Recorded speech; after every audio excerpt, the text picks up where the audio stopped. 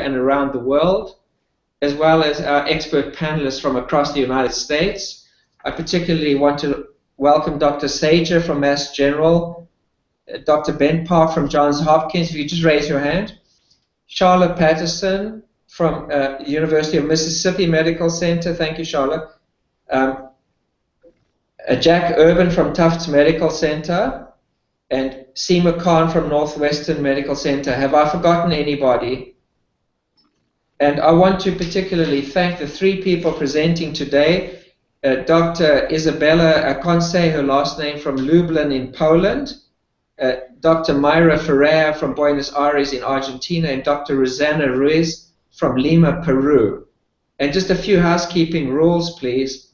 We're trying to figure out attendees' opinions on our cases as we present to them, and we'd like to get opinions before our panel discussion. So we're just piloting this, and we're trying to figure out how best to do it. We've been doing this for a few months now, with varying, just in the early stages. Over the weekend, we distributed a questionnaire with very simple questions to 165 doctors, but unfortunately, I guess for technical and other reasons, we've only had, as of this morning, 13 out of 165 responders. So clearly what we're doing isn't working, and we'd like to ask people's opinion as to should it be a survey during the tumor board or a survey after the tumor board. It's basically to understand whether there's a discrepancy in opinions about cases or about points of management of breast cancer, and whether these tumor boards can help iron out some of those discrepancies by listening to a lively discussion from our expert panelists in the United States. So we are going to persist on this. The survey that we distributed can be answered on, it's simply answered on, we send a link that can be accessed on any device, from a mobile phone, a tablet, a computer, or anything. So just on the weekend before a tumor board, if that works, that individual attendees can look at the survey and just answer the three simple questions, that would be very helpful. But we'll keep working on this. And please email your ideas to us about that. Secondly, I'd like to remind you yet again to please keep, as you are doing now, thank you, to keep your microphones muted unless you're speaking. And remember to turn on your microphone when you want to speak. And as a reminder, all the PowerPoint cases that you're going to see this morning and the YouTube video of this entire tumor board are being archived together. And so in due course, you will be able to go back. You or your fellows or your residents or anybody can go back and review every case with an expert panel discussion attached to that case, even if it's from last year, for instance. We've now archived them up to date from when we first started about a year and a half ago. So I also want to just welcome Carol Marquez, who's from Stanford University, a radiation oncologist from Stanford University. Hello, Carol. And I think Dr. Isabella has now joined us from Lublin. Can you just speak up, please, Isabella? Did I see you? Still they're having trouble technically. I think Isabella's still having trouble. So we'd like to start with Mayra. Could you please begin with the second case of the morning from Buenos Aires in Argentina will be presented by Mayra Ferrer. Thank you, Mayra. Please go ahead. Wait, let us first show the slide and then you can begin. Thank you. Can you hear me? Yeah, can you just wait 1 second, please? We can hear you, Mayra. That's fine. Thank you. So if you could go ahead and start presenting, Mayra, we'd be very happy. Okay. So this is a case, 44 years old, menopausal woman, no intention of future pregnancies. She was previously healthy. In the family history, grandmother with ovarian cancer and 2 aunts with breast cancer. She was referred from another hospital because of a node in the left breast and axillary adenopathy. And we performed the biopsy of the lymph nodes. The diagnosis was metastatic carcinoma, ER/PR positive, HER2 negative. The stage was 3A. And the treatment plan was neoadjuvant chemotherapy with AC and support, followed by paclitaxel for 12. After that, the patient went to lumpectomy and lymphadenectomy, and the pathology was no residual lesion with negative nodes, ER/PR positive, HER2 negative. She made radiotherapy for 2 months and tamoxifen for 5 years. And she continued in control with no recurrence. Finishing 2014, she presented mammography with a node in the left breast, and we performed a core biopsy with ductal infiltrating carcinoma with tumoral necrosis, triple negative disease, Ki67-80%. The treatment plan was neoadjuvant carboplatin plus capecitabine, and after that, the mastectomy. The pathology was non-proliferative sclerocystic mastopathy, and she continued in follow-up without no disease. And she continued in controls until August 2015 when she started with the back pain, and the CT scan shows osteoblastic lesions in dorsal spine and sternum. And a few days later, she was admitted in the hospital because of intense headache. The CT brain was normal, and we made the MRI yesterday, so we are still waiting for the results. So if I may take the prerogative of just summarizing, you have a relatively young 44-year-old premenopausal woman who's developed metachronous primary breast cancers separated from each other in time. The first one being biologically an ERP or positive HER2 negative, and the second one being a triple negative breast cancer. I think that was a contralateral breast cancer. It doesn't matter. Anyway, 2 metachronous primary breast cancers.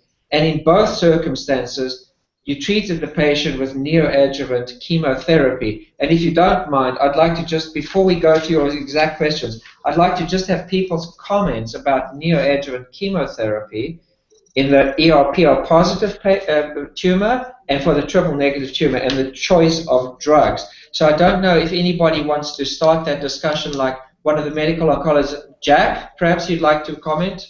Yeah. Yeah, thank you, Paul. I think the original diagnosis, it made a lot of sense to consider neoadjuvant treatment. The patient had node-positive disease, and a neoadjuvant approach with a fairly well worked out regimen makes a lot of sense. It was interesting to me when I saw the second diagnosis of a triple negative breast cancer. I wondered, of course, whether this was a second primary, and I would have probably wanted a little bit more data and might have considered other agents, partly because her genetic background and her family history. And not knowing what her BRCA status was, I think it made it a little bit more difficult to know what the best treatment would be. I think this will be more important when we discuss the bone lesions to come, but for now I think I might have taken a more conservative approach to do surgery first and obtain a little more data. Perhaps Aditya, would you like to comment? Can we just have Dr. Bardia present from Mass General, please? I think for the first cancer, the regimen of ACT, I would be in agreement that for ER-positive disease, that's a reasonable regimen to consider. For the second tumor, which was triple negative, likely a second primary, the best neoadjuvant regimen is subject to debate. While platinum plus capecitabine was used, it's certainly not the standard neoadjuvant regimen. This patient did well, had a complete response, which I suspect was likely from the platinums. I personally would have chosen a different regimen, but the key is to use platinum. So if we look at data, the data we have in the neoadjuvant setting is with platinums with Taxol. And yes, this patient had received Taxols in the past, but we could use a different form of Taxol like Taxotere or even paclitaxel, as long as the patient did not have a lot of residual neuropathy from the prior therapy. If the patient did have residual neuropathy, then I think platinum plus something else would be fine. But otherwise, I would have preferred platinum plus a Taxol. Yeah, go ahead, please, Ben. So I'll just make a comment. I'm not sure what the indication was for the very first tumor for neoadjuvant therapy, this being positive, albeit a 20% ER positive, and maybe that was it. I mean, I think there are advantages and disadvantages of the neoadjuvant approach, and we've typically been not necessarily pushing for neoadjuvant therapy in ER-positive disease, simply because the likelihood of pathological complete response, according to the literature, is probably about 5%, and that's not one of the subtypes where neoadjuvant has really been proven to have an overall correlation with favorable long-term prognosis. And I think even now, after the ALTO data, that's more in question. I think if a woman wants to try, who otherwise couldn't convert from mastectomy to lumpectomy, sure, we would use that. And I do think that this regimen would be appropriate for that. But some of the things that you lose is the ability to really get the proper staging, surgical staging. And so again, that's something. The other thing that someone had already mentioned is about knowing the BRCA2 status.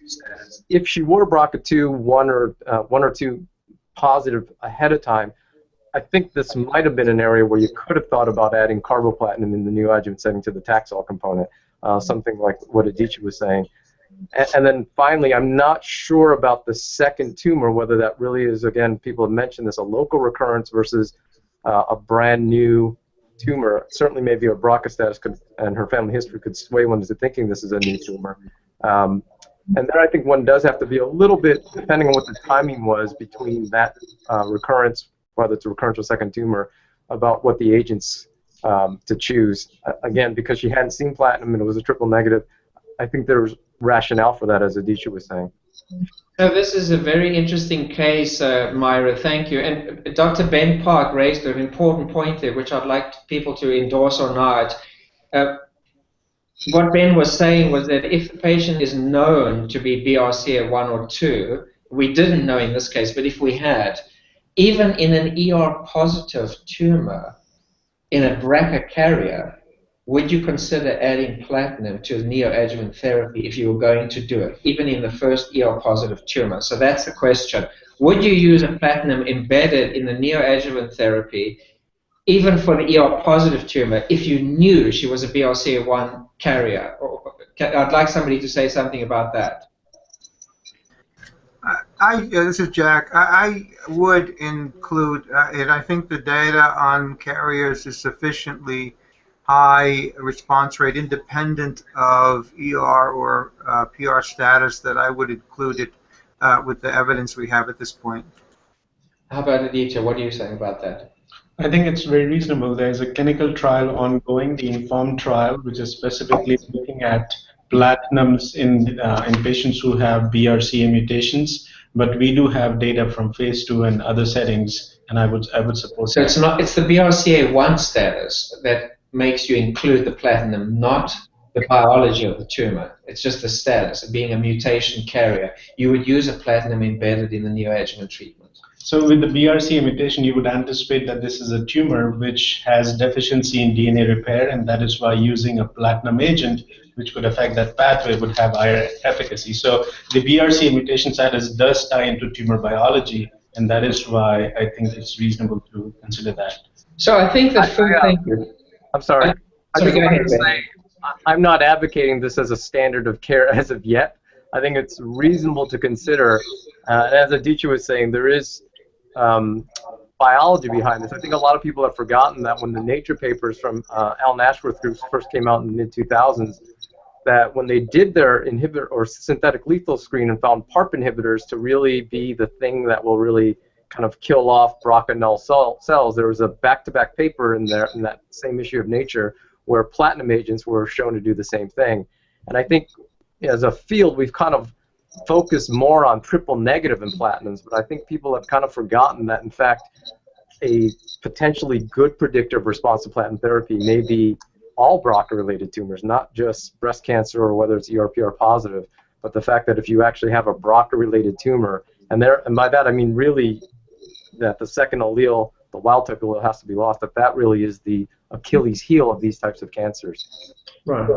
So if I may take the prerogative, I'll go to your second question, Myra, because I want to say something about that. Right. So we know that the platins are a little off-label, but I think that the case is really useful for the fellows that they are here today, and we don't have free mutations in Argentina, so we need to find a way to afford that because we have public health but not the BRCA, so we can't afford that. So I think you have to use family history in that case. I mean, it is a guess, but with a strong family history such as the one that this patient had of both breast and ovarian cancer, it's okay in a young patient of 44 to make the leap that if she were tested, she would likely be a carrier, and therefore to treat her appropriately. I think that's the best you can do. Or you can join a study of patients from South America that is being done through Mexico and through a collaboration with the City of Hope Hospital in the United States, where they are looking for mutations. So for free, you can get people tested. Obviously, they have to meet certain criteria, but we'll connect anybody on this tumor board from South America to Dr. Cynthia Villarreal in Monterrey, Mexico, and she will in turn steer you towards the research study that is going on for South American patients. It's mainly aimed at Spanish-speaking South American patients and looking for mutations in California, I think. So if I could just ask somebody, maybe I'll pick on you, Susan Sager. Do you need to repeat a bone biopsy? This patient now has stage 4, unfortunately, bone metastases. Would you like, in view of the fact that she had different biological primary breast cancers, would you like to do a biopsy of the bone in order to guide your next treatment for her metastatic disease? Yes, I certainly would recommend a biopsy. I think, you know, first site of disease being bone would, to me, suggest that this is more likely to be her hormone receptor positive tumor. Could be her triple negative, but I think it would greatly impact your treatment going forward. So I would definitely biopsy before any treatment in this patient.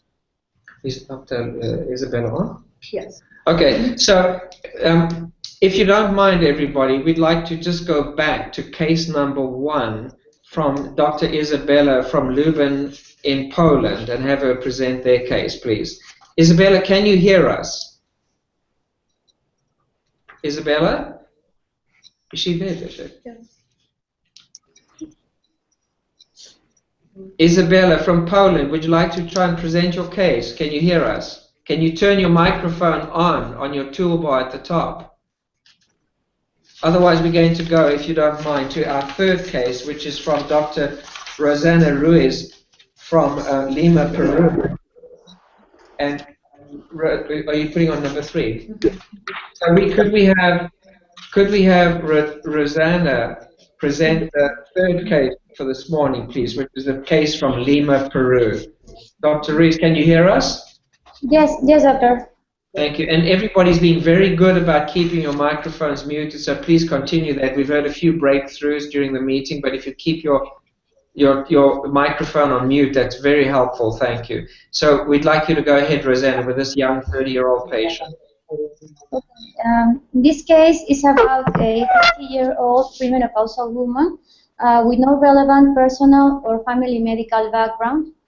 She had a history of a right breast lump that grew over a year, so an excisional biopsy was performed at another institution, and it revealed a 2.2 centimeters ductal invasive carcinoma of grade 3 with expression of hormonal receptors, estrogen receptor 60%, progesterone 70%, and HER2 negative, and with involved margins. So she was referred to our center for specialized care. The next, please. At the physical examination, it was only positive for a 4-centimeter scar between the outer quadrants of the right breast. At the physical examination, the axillary and the supraclavicular regions were negative. However, an ultrasound of the right breast showed an 11 millimeter solid nodule and enlarged axillary lymph nodes. So the patient underwent an ultrasound-guided biopsy that revealed a fibroadenoma. As no other malignant processes were suspected, she only underwent a margin reexcision plus radical axillary dissection, finding a 6 millimeter ductal invasive carcinoma at less than 0.5 millimeters from margin. and massive lymph node involvement with 17 out of 28 lymph nodes positive with extracapsular extension. At that time, because of the margins, a second excision was performed and no residual cancer was found. The next, please. A diagnosis of stage 3 breast cancer, PT2N3MO, was performed. Immediately after the surgery, the last surgery, the patient started adjuvant treatment within the TEX protocol, being randomized to the tamoxifen plus ovarian function suppression arm.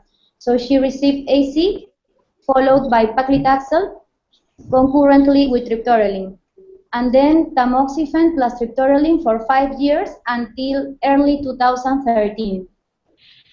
At this point, being this a high-risk patient, the case was discussed at a local board, which recommended surgical castration or chemical castration plus aromatase inhibitors.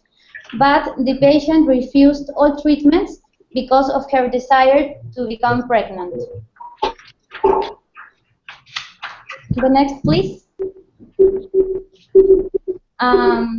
In the last quarter of 2013, at age 35, 4 months after having finishing the hormonal therapy, the patient became pregnant and delivered a healthy boy.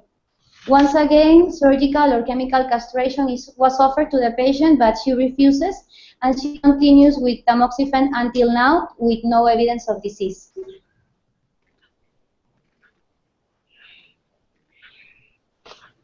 Okay, so if I may just interrupt then, if I may, just before we get to your precise questions, just turn to the panel, please. Because we've got a number of very expert surgical colleagues on the line, I'd like just anybody, Dr. Patterson or Dr. Seema Khan, would you like to comment on whether after a slow-growing lump after a year the patient should have had an excision biopsy, or whether a core biopsy would have been enough, and what do you think of the margins? Just for the sake of education, could you say a few words about the surgical management of this patient in the beginning? So I think core needle biopsy is an excellent way of getting a diagnosis and is feasible in most places.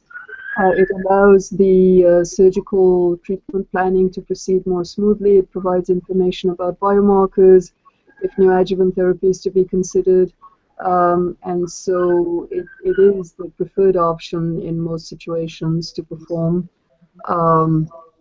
a core needle biopsy. The margin issue, as you know, has shifted over the past few years, and the ASCO guidelines that were agreed upon by ASTRO and SSO as well as USCAP, the Pathology Association, now agree that for invasive T1 or T2 cancer, margin that allows no in-con tumor cell is sufficient in the setting where other adjuvant therapy is going to be used. So with classical treatment approaches, proven adjuvant therapy use, both radiation and systemic therapy, the margin that is narrow is okay as long as the ink doesn't touch the tumor. So that will avoid excision in a good proportion of patients. Otherwise, breast conservation, obviously, for this patient is perfectly appropriate.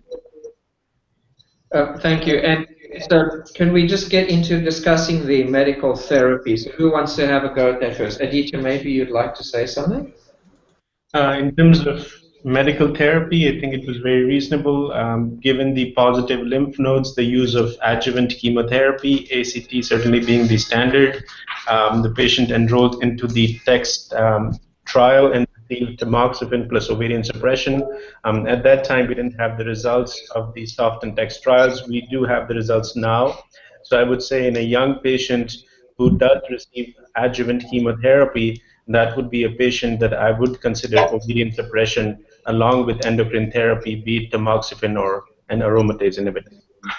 What do you feel about the interruption of endocrine therapy for the sake or cancer therapy for the sake of pregnancy, do you then restart the patient after pregnancy, or do you just call it a day if you stop tamoxifen for pregnancy? What's your approach to that?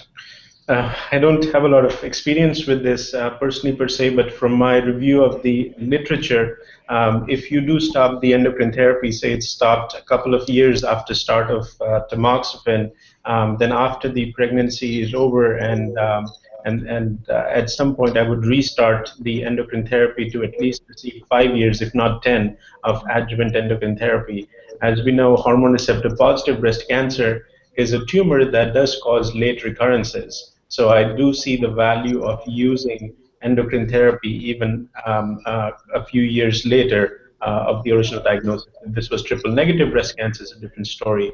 But for hormone receptor positive breast cancer, I would restart the endocrine therapy. So if I may, to support your point, I just remind people that long ago in the literature, the French breast cancer study group published a study showing that if they began adjuvant tamoxifen, even in patients who had gone 3, 4, 5, 6 years without endocrine therapy and then started for the first time, so late initiation of tamoxifen in patients who had not had it in the beginning, it was equally effective as tamoxifen from the beginning. So it's never too late to give endocrine therapy, and I think that if, as we go forward, I'm not totally in agreement that we know that adjuvant endocrine therapy yet is useful for premenopausal women. We just had that in our own tumor board last week. I want to point out that the Atlas and Atom trials, for example, didn't have any, only one of them had 12% of patients who were premenopausal, the other one didn't have any.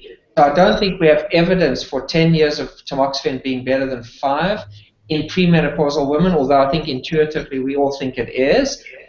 But in any case, it's not a big deal, because even if it is beneficial, it's very minimally beneficial. So it's a decision that has to be made. But I think that I just want to reinforce Aditya's opinion there that starting endocrine therapy after pregnancy is okay, and interrupting it for pregnancy and then restarting it afterwards is probably the best thing to do. One should kind of ignore the period of pregnancy and just go on treating the patient as if they had never been pregnant with endocrine therapy. So I think that we just remember Dr. Michelle Specht here at MGH. Michelle, can I put you on the spot, having just walked in the room? Can you say a few words about, Steve McCann has already spoken very well about margins around a tumor. What is your current approach regarding when you excise a tumor, about what you call a positive margin? You have to go and re-excise, or you're not worried? And we'll let Carol Marquez perhaps say what the radiation view on that is. Was it this? This is a 44-year-old, I assume? Yes, yes. Yes. Yeah. Yeah, Lima. Yeah, Lima. Yeah, it's the third case, sorry, yeah, the third case. Margins involved. Okay, so certainly if there's any invasive or non-invasive tumor which is at the margin, we re-excise for that. So the new guidelines for the American Breast Surgeons Group and the SSO, if tumor is on ink, then that needs to be a re-excise. For invasive cancer that's not on ink, we've not necessarily been going back to re-excise it. The problem is oftentimes there's non-invasive disease that's in the mix of invasive disease, and it's not the non-invasive disease that we're re-excising for, but it's the non-invasive disease, the DCIS. And so it's not clear yet what an acceptable margin is for DCIS. I know Memorial was going to review their experience looking at their DCIS patients and look at categorizations of margins, meaning at, close, far, and really divide them up. And just offline, I don't think they've published it yet. They do think that perhaps it's okay that as long as it's not at the margin, not to re-excise it if we're going to be doing a boost in the site. And Carol Marquez, would you mind mentioning how you treat margins that have either DCIS or invasion post-lumpectomy with radiation? What's your radiation opinion on this subject? Well, typically we like negative margins, but in those situations where we do have positive margins, we would give an additional boost to the lumpectomy cavity. And we the boost may be higher if we know we have positive margins. Can I ask you though, Carol, if the patient is like Michelle Specht just outlined, no invasion at the margin means a negative margin, but DCIS concurrently at that margin, what do you give the same boost, or do you give a Yes. boost as well? Yeah, I would. The DCIS is still needs to be treated in the same way as invasive disease in terms of the radiation dose for the boost, I think. Okay, thank you very much. So, so have we got Dr. Isabella on from Poland? I hope you can hear me now. Yes, we can. Thank you, Isabella. Thank you. Can I'm we so go back to case number 1 from sorry. Lubna, Poland, and thank you for joining us. Isabella, if you just give us a second, we're going to put the slides up, and when we're ready, you can help us by starting to pronounce your last name, which we couldn't do. Could you say it, please, in Polish? Yes, it's Chmielewska. Okay, we all got that. All right, can you please go on and present your case, Isabella? This is the case of the 77-year-old woman who is under observation of oncology department about 30 years now. At the moment of first diagnosis, she had 1 pregnancy, 1 child. Her family history, father had a lung cancer, and she was ex-smoker. In 1985, she was diagnosed with invasive carcinoma because multiple nodules on the skin of the right breast were noticed, and this was the stage 3B. T4B, no node involvement and no metastatic distant metastasis. Chemotherapy with the regimen CMF was implemented, and after 6 cycles, regression was observed, and the patient has right radical mastectomy. The pathological result confirmed invasive carcinoma, and lymph nodes were negative. And there were no future treatment implemented until and until 2010 she was free of disease. In 2012, 3 years ago, at the age of 72, she was admitted with dyspnea, cough, loss of weight, and fatigue, and her chest X-ray revealed left pleural effusion. Several thoracentesis has to be made, and in the fluid, adenocarcinoma cells were discovered. We suspected lung cancer because of the long time before first diagnosis, but chest computer tomography revealed no tumor, but only enlarged mediastinal and axillary lymph nodes. Intrabronchial ultrasonography with biopsy of lymph nodes was performed, which confirmed breast cancer. And since left breast mammography revealed no changes, we treated as progression of the right breast.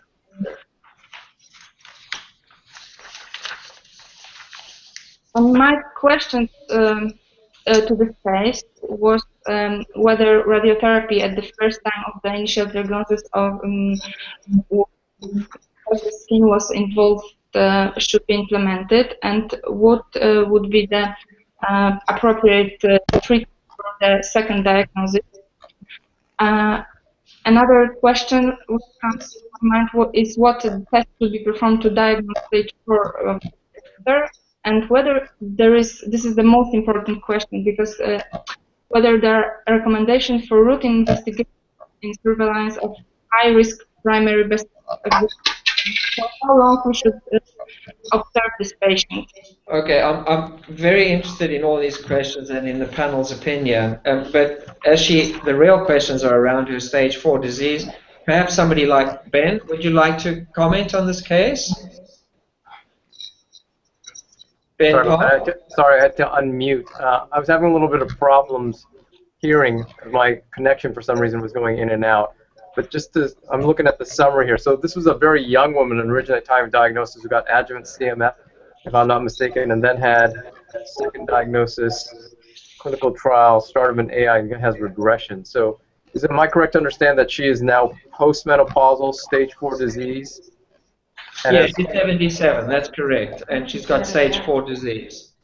So, one of the things I would like to know is whether or not she's a BRCA carrier or not. And again, that information may not be available because that might, again, influence my thinking about whether or not she could go on a trial of a PARP inhibitor or be responsive potentially to a platinum agent.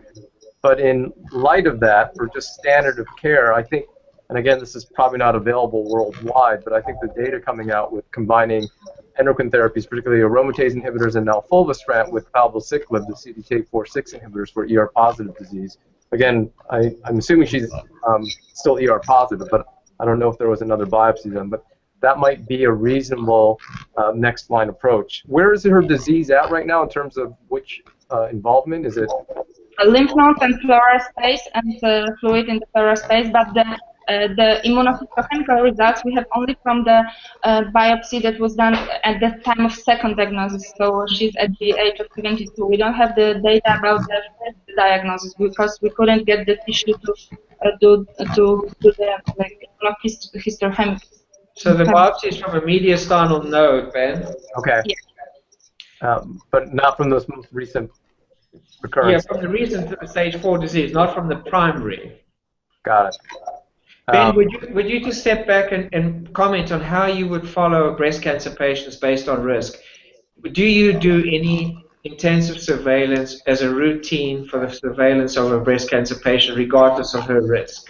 Are you talking about in early stage? Early stage. So if you diagnose a patient with high node positive breast cancer, do you do any staging investigations as a routine surveillance, or do you simply do symptomatic and physical exam surveillance?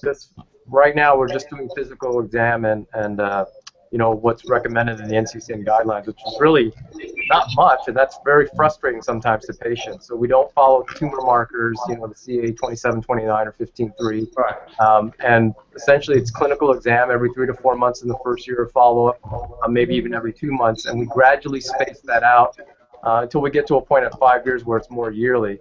If a woman still has remaining breast tissue, we will, of course, do the mammograms annually. In select cases, if women have very, very dense breasts, particularly in younger women, we might augment that with breast MRI yearly, but stay 6 months apart with the mammogram. But it's not something that the MRI that is standard of care.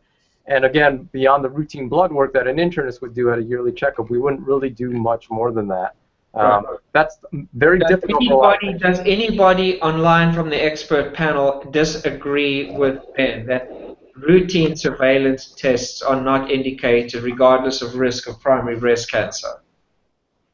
I think that's an important question for South America because we know of many centers that do regular full body scans of all kinds of things in primary breast cancer. And this harkens back to old-fashioned data where randomized trials did not show a survival advantage for early detection by intensive surveillance. There was a 6-month lead time for intensive surveillance, but it didn't change mortality risk. So the conclusion was not to do it. But I will ask, though, I'm sure Ben was alluding to this, those studies were done so long ago and so poorly by today's standards. Is there a place for a clinical trial that challenges intensive surveillance with modern therapy? We did not have trastuzumab to treat when we found circulating HER2-positive cells or some other sexy marker. So the question is, should the breast cancer community globally be thinking again about intensive surveillance of early-stage breast cancer patients with a view to modern therapies? That's the question. What do you think about that, Aditya? It's a good point, and I would highlight a recent paper that was published by Nick Turner in Science Translation Medicine, where they looked at ctDNA in the adjuvant setting. So patients who had the tumor removed, after that the blood was drawn to look at circulating tumor DNA. And they demonstrated that patients who had circulating tumor DNA present after surgery were much more likely to have disease recurrence as opposed to who had the circulating DNA that was absent. Now the next question is, yes, with circulating DNA, you can detect the tumor early or you can detect recurrence early, but does it translate into an improved survival? And I think those are the kind of studies that need to be done.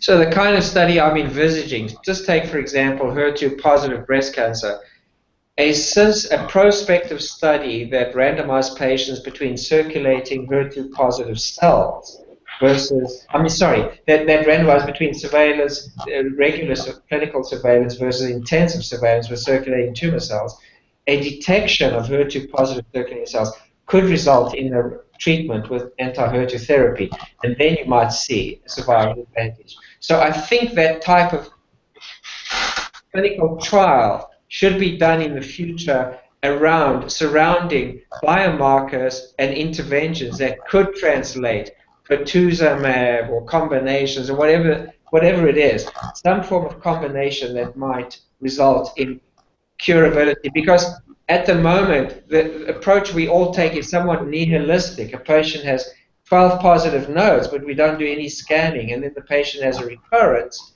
and the patient, ends up dying, the same as old-fashioned days. So I think that needs to be re-challenged.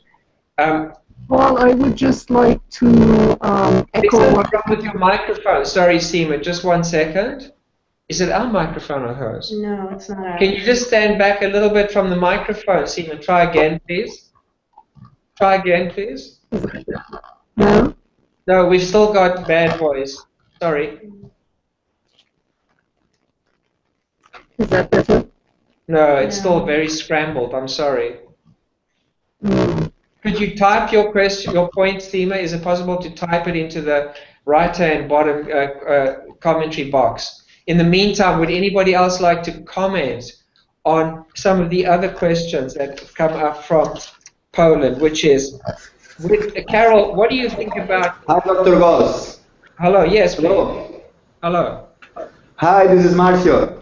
Hello, Marcio. Would you like to make a comment? Oh, yes. We are discussing about this trial in which patients were followed using circulating tumor DNA. My question is, once you detect circulating tumor cells after neoadjuvant surgery, even if we detect, we just know these patients will recur, but do you think it would be possible to make an intervention and actually cure these patients while they have only tumor circulating cells? You want to try sort of say what you think the future holds? Yeah, so I think there are a couple of potential scenarios. One is that the detection of circulating tumor DNA could just be a biomarker that there is residual disease left. And if there is residual disease, then we choose some systemic therapy. I think we need to move beyond that. That is what regular tumor markers also do, BCA15-3 or CEA. The advantage of circulating DNA or CTCs would be that you can actually genotype them. So as Dr. Goss was saying earlier, if you are detecting HER2 positive CTCs, then acting upon them and using an anti-HER2 directed therapy, that is where the real benefit is of detecting the disease early. And one can imagine the case for other actionable mutations like PI3 kinase mutations once PI3 kinase inhibitors get approved, and so on and so forth. So that's something that is not ready for prime time yet, but that is something in the future, 5 or 10 years from now, where this could be of use. I'd just like to make a comment, because Aditya and I work in this field, but there's often a confusion about circulating tumor cells versus circulating tumor DNA. And so what Aditya was talking about, what my lab works on, is mostly circulating tumor DNA. This is free-floating DNA that all cells shed and secrete, and we have proven and shown that it's much more sensitive and we can detect it in early stage disease, whereas with CTCs, even though they have advantages in terms of doing protein staining for HER2, et cetera, really it's right now still problematic in the field that you can detect them at 100% frequency in metastatic disease, let alone early stage. So I think some of this will have to be waited on until technology development improves for circulating tumor cells. That said, HER2 amplification has been shown to be detectable by circulating tumor DNA by other groups, and I do think that that is going to be something, as Aditya said, in the future. Getting back to your point, though, Paul, I think doing that type of trial that you're suggesting, I think has great merit, particularly because the data, as you alluded to, is very old and not far from contemporary kind of medicines that we have.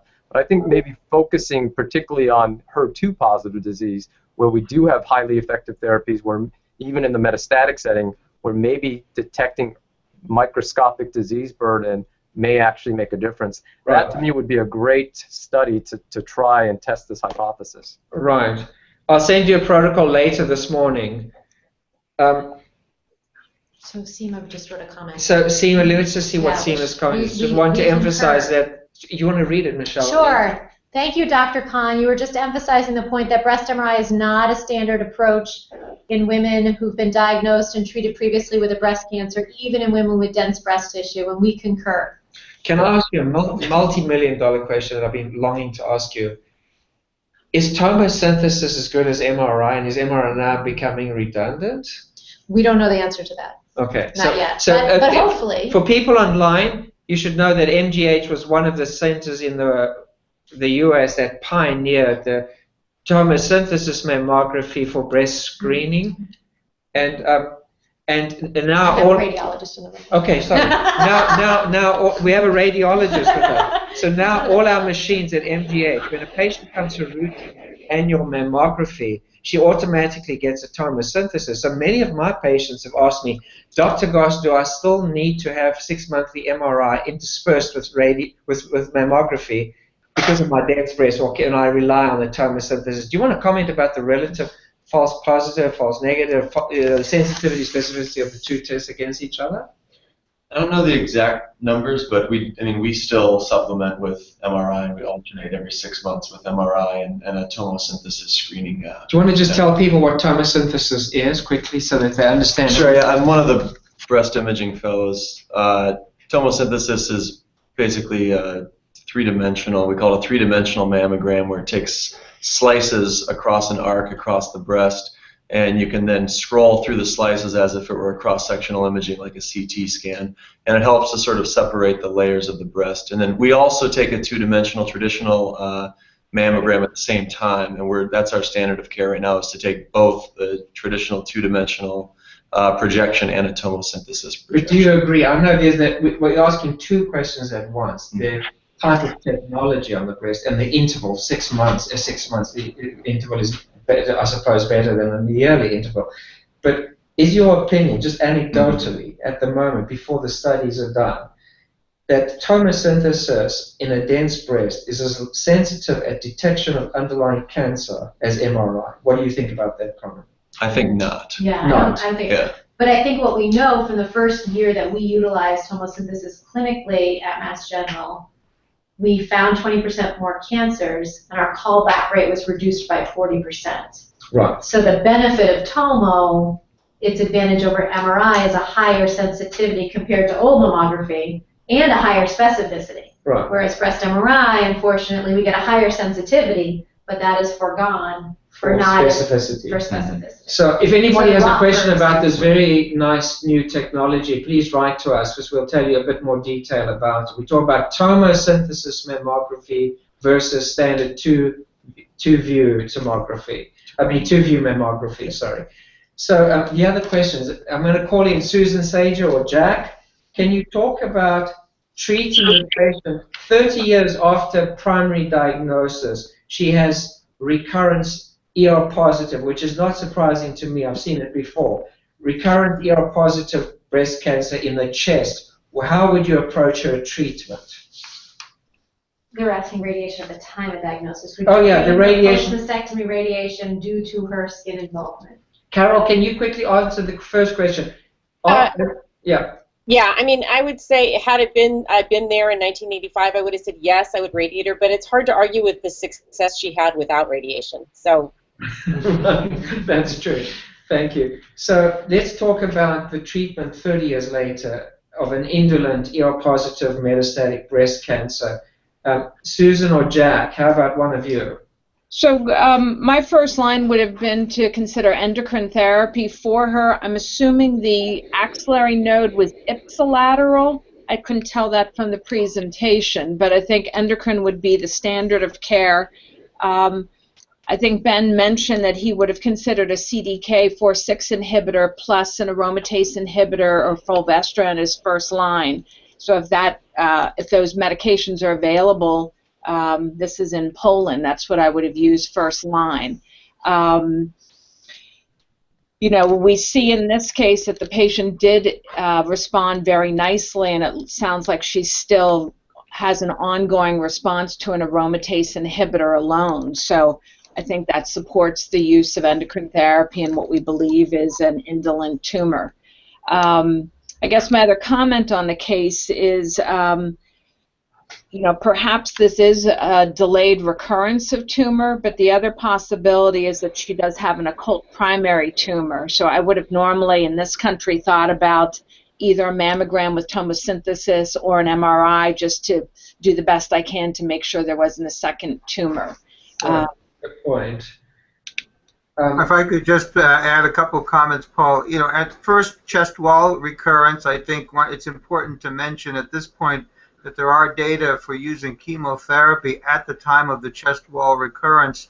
The Keller trial suggested fairly strongly that both ER negative, more so than ER positive patients, delayed or prevented recurrences distantly after the use of chemotherapy. I think sorry, Jack, I think you're introducing a slightly different question, which is an important one. At least I understand it's different.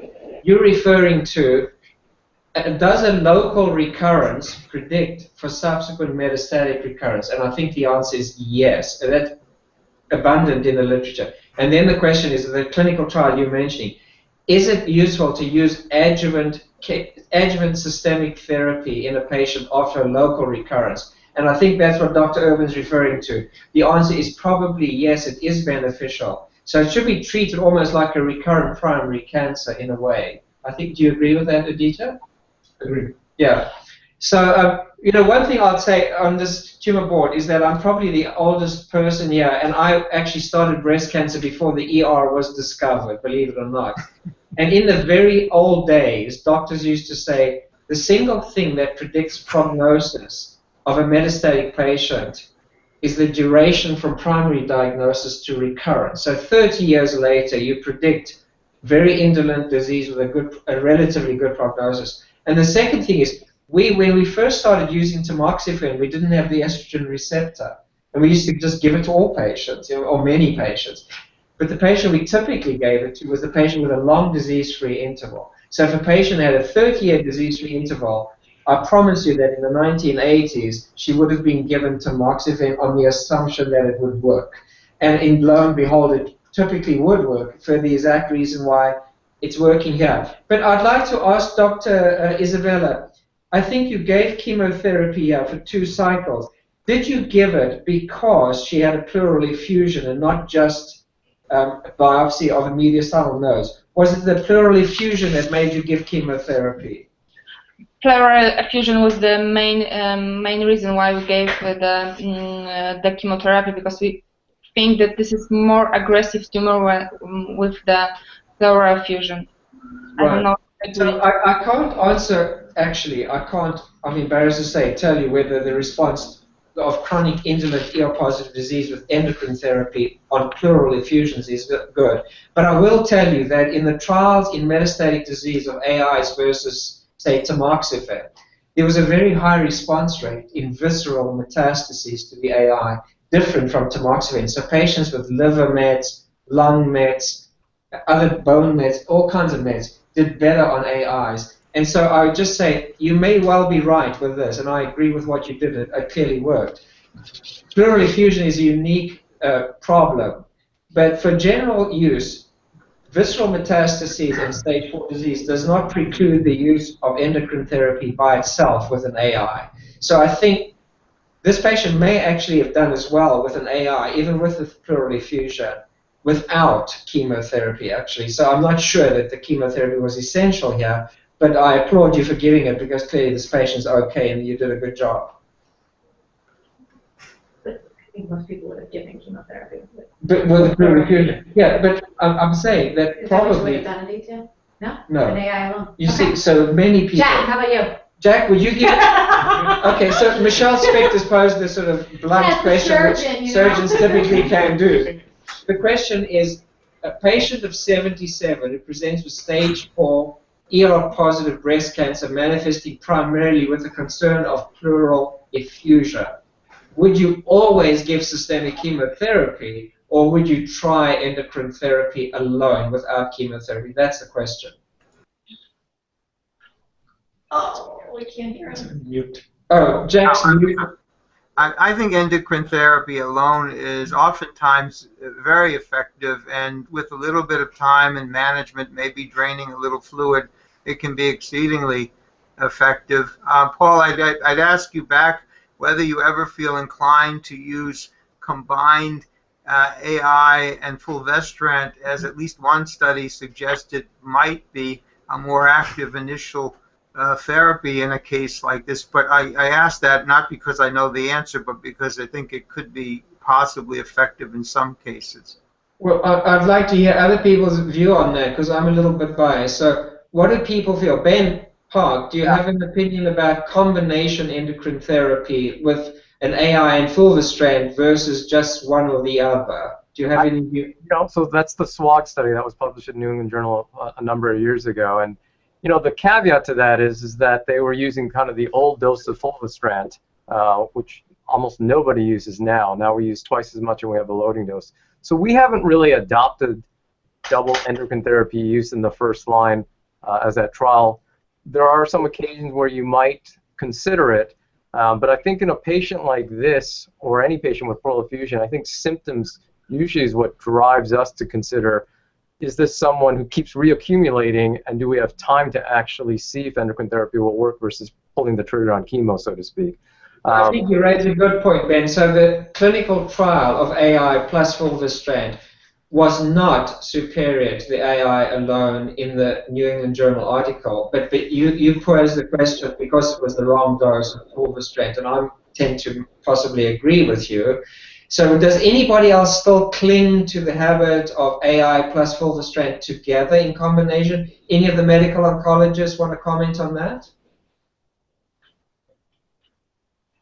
Susan, what about you? So I routinely don't use that combination. So I've had several patients with this kind of similar indolent history who have recurred with pleural effusions, and I've had very good success with palbociclib and letrozole. So that's my new go-to regimen if those drugs are available in Poland. We're still new using these drugs, so I think you have to be cautious with neutropenia. That's been the main side effect we've seen with that drug, more fatigue. But I routinely do not use the Faslodex aromatase inhibitor combination. Okay, what do you do, Aditya? So at this time, with the approval of CDK4/6 inhibitors, that would definitely be the go-to regimen for someone with postmenopausal ER-positive metastatic breast cancer.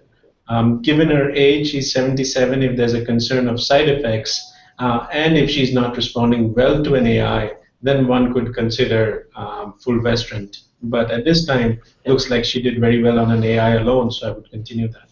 I think it's important to make one other point, though, is that Palbo is not going to increase the response rate in these patients, and if response is what people need, adding the other agent is not going to improve that. It may improve the duration of the response, but it's not going to increase the quality of the initial response as far as I can see.